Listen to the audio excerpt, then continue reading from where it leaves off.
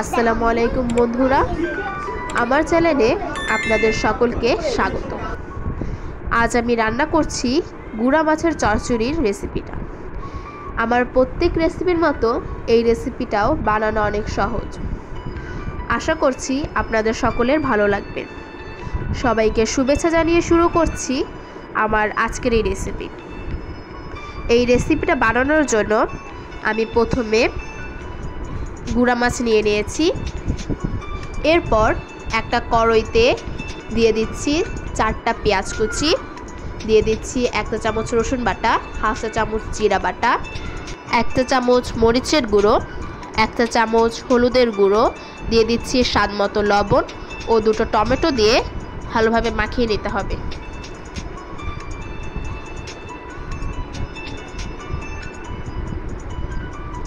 এরপর আমি এর মধ্যে দিয়ে দিচ্ছি সরিষার তেল, দিয়ে আবারও ভালোভাবে মাখিয়ে নিতে হবে।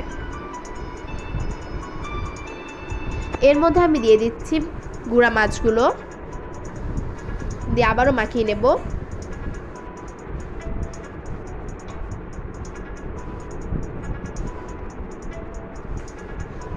এরপর এর মধ্যে আমি দিয়ে দিচ্ছি 1 গ্লাস পানি।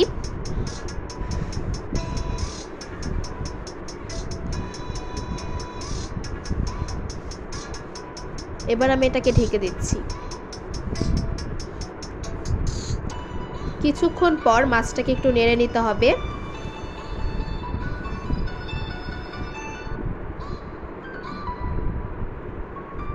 এরপর এর উপর দিয়ে ধনেপাতা ছিটিয়ে দিয়ে নামিয়ে নিলেই হয়ে যাবে আমাদের আজকের রেসিপি গুঁড়া মাছের চচ্চড়ি। বন্ধুরা, আমার রেসিপিটা যদি আপনাদের ভালো লাগে অবশ্যই আমার পাশে থাকবেন এবং একটা লাইক, কমেন্ট, শেয়ার ও সাবস্ক্রাইব করে দেবেন। সকলকে ধন্যবাদ।